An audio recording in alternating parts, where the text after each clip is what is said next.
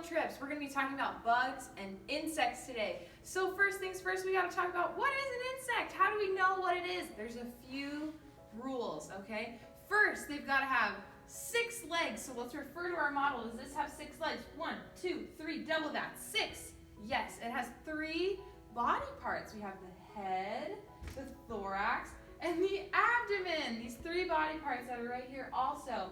And as well, we have to have the insect having an external skeleton, which we can also call an exoskeleton. And what that means basically is that the insect has a suit of armor protecting their internal vital organs. So that's kind of how we determine what an insect is, if it even counts. And as well, let's talk about why insects are important. Sometimes when we talk about bugs and things, we want to say, oh, they're gross, we don't care. But they're so important to our environment and maintaining environmental systems. Specifically for bugs, they're fantastic pollinators and also decomposers, these excellent insects. So that means that they help break down things that have died. They can use those nutrients and keep energy flowing through the environment, as well as they can pollinate and move that pollen from flower to flower, which is important in our system. So they're helping maintain oxygen and also keeping our environment clean and feeding and as a source for other animals. Insects are the best. Okay, we're going to continue on with our lesson a little bit and kind of see if we can decide what of these animals or insects are actually insects. So let's put our knowledge to the test. Okay, so let's look at this guy first. This is our scorpion. Okay, so step 1. Does this have an exoskeleton? Yes, it does have an exoskeleton.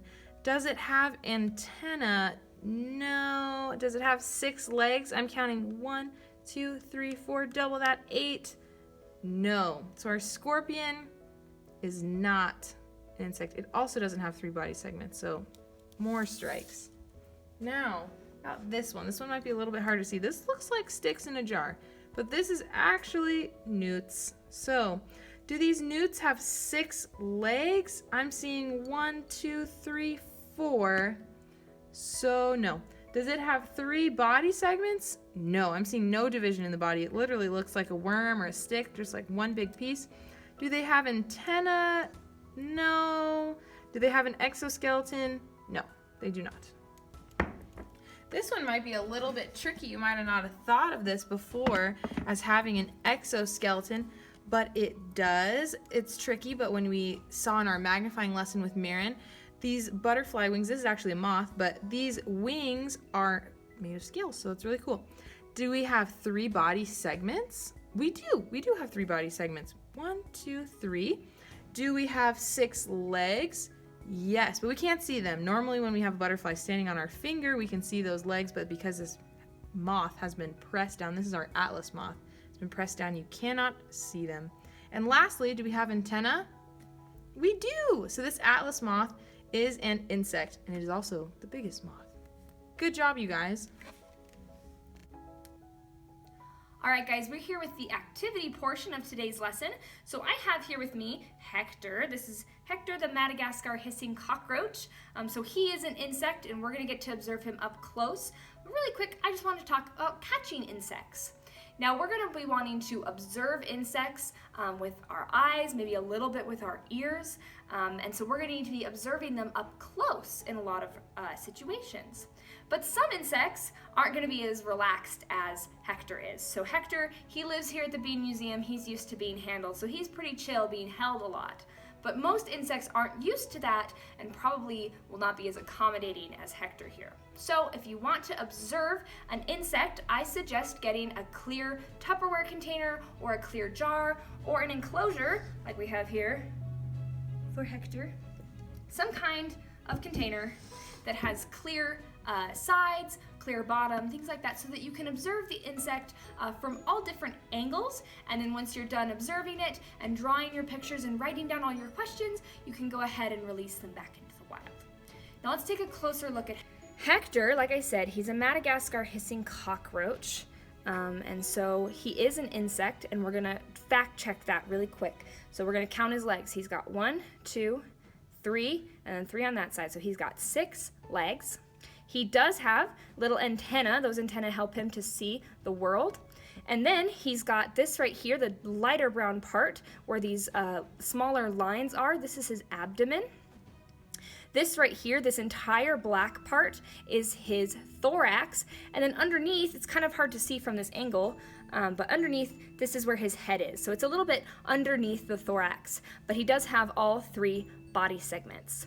Now, a really easy way, if you're not sure if it's a insect or an arachnid, if you're trying to count the body segments and you're having a bit of a hard time, is to look underneath them, because their 6 legs will all connect here to the thorax. So that can help you distinguish which part is the head, the thorax, or the abdomen on your insect. And he also does have this hard exoskeleton. If you were able to touch him, if you were able to observe him through touch, you'd be able to see that it's a really hard, smooth exoskeleton on the outside. So let's go ahead. I'm going to get out my field journal and I'm going to make some observations of Hector, and we'll come back. All right, guys, so I've made some observations. I've looked real close at Hector. I even got out the magnifying glass and took some really good close looks at him, and I put it in my field journal. So I put the date up top, and then I drew, as best I could, a picture of Hector. You can see I didn't use the colors of Hector because I decided to use some color coding to show which parts are his head, which parts are his thorax, and which parts are his abdomen. And I think I might do this some more. I might go observe some more insects and do the same color coding so I can see the 3 body segments on those. And you can see I included his antenna, his 6 legs. I also asked some questions here. I said, his antennae were very fuzzy. Why is that? And then I noticed some little nubbins on the back of his abdomen, and I wasn't sure what those were. So I said, what are these and what do they do? So these are some questions that I put in here to remember to ask later. So our activity this week, you're going to find insects, you're going to record them in your field journal, and you're going to ask questions just like normal.